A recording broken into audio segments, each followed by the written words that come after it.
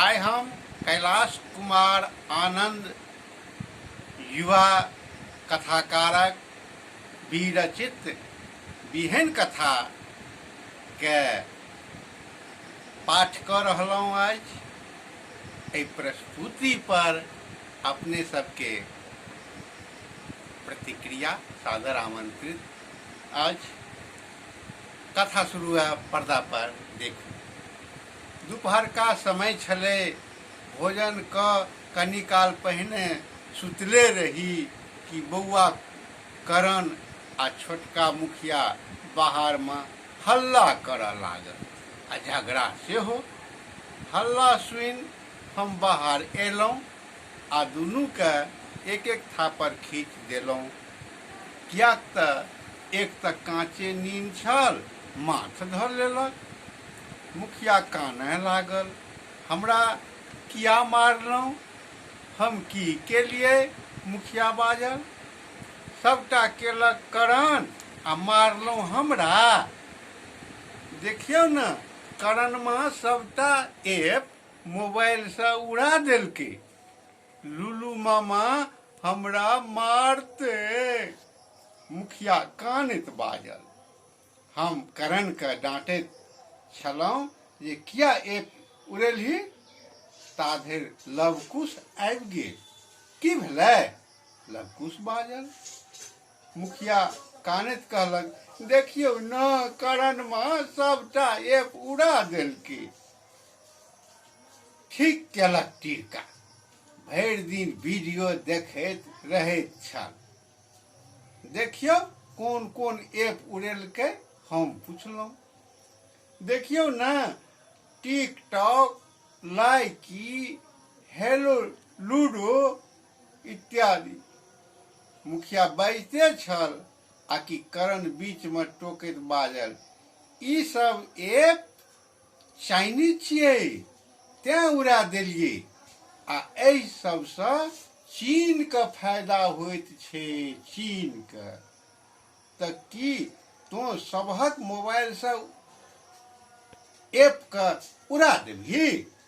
लवकुश बाजल, हाँ, जँ सब अपन अपन मोबाइल हमरा दऽ देत तऽ उड़ा देबै। करण बाजल। उड़ा देबही? किएक उड़ा देबही? लवकुश पुछलक। उड़ेबै ओहिना उड़ेबै, करण बाजल। सएह तऽ पूछै छियौ, किया उड़ेबही? कने फरिछा कऽ कह, हम पुछलहुँ। करण बाजल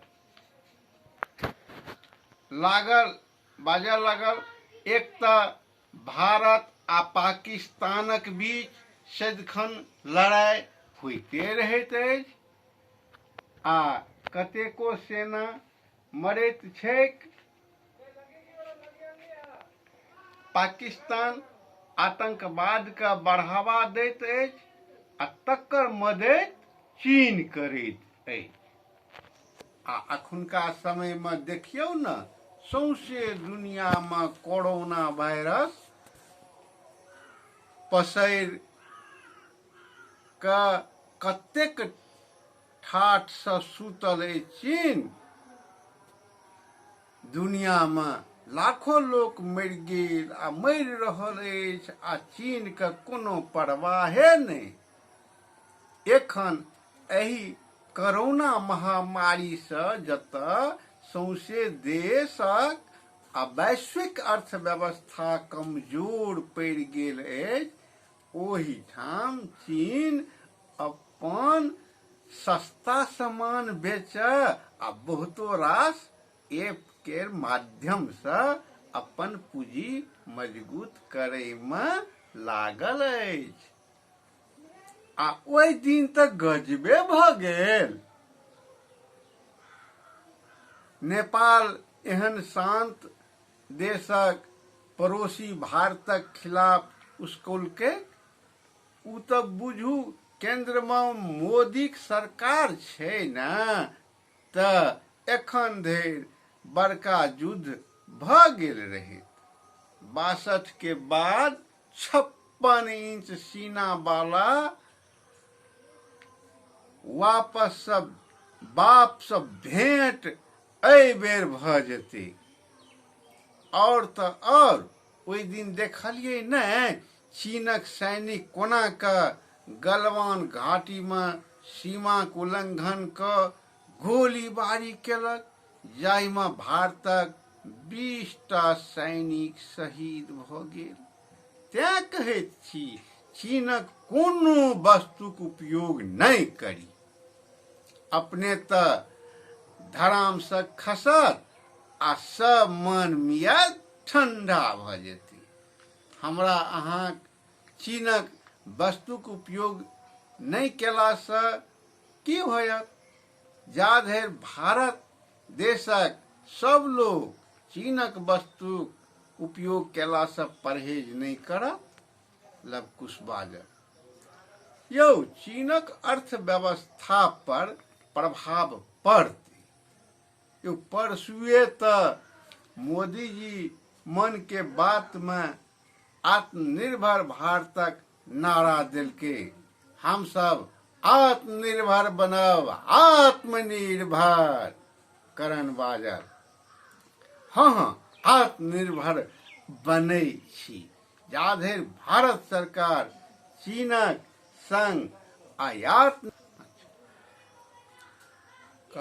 हाँ, आत्मनिर्भर बनैये छी जा धरि भारत सरकार चीनक संग आयात निर्यात बंद नहीं करत, ता धरि आत्मनिर्भर भारतक नारा देलासँ कोनो फायदा नहीं, नारा नोरे रहि जात।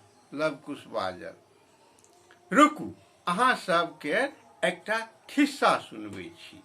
करण खिस्सा कहनाइ शुरू केलक। एक बेर जंगल में आगि लागि गेल रहे। जंगल से सब जीव जंतु भागल लागल आ कतेको जड़ि कऽ मरि गेल। मुदा एकटा चिड़ै बगल में बहैत धार से अपन लोल में पानि भरि बेर बेर आगि मिझावऽ। ई सबटा दृश्य एगो बाबाजी देख रहल छलाह। बाबाजी से रहल नहीं गेल।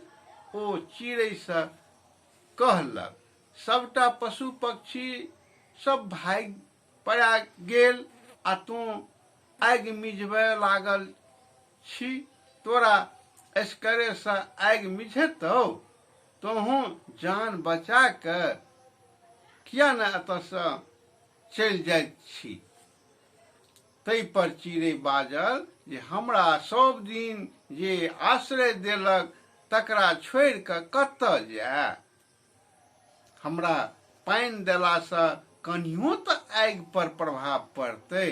बाद में केओ हमरा तऽ दोख नहीं देत, हमरा पर आंगुर तऽ नहीं उठायत कि तोहूँ तऽ जंगल से भागि गेल रही, आगि नहीं मिझेने रही जखन जंगल में आगि लागल रहे, तें हम आगि मिझा रहल छी।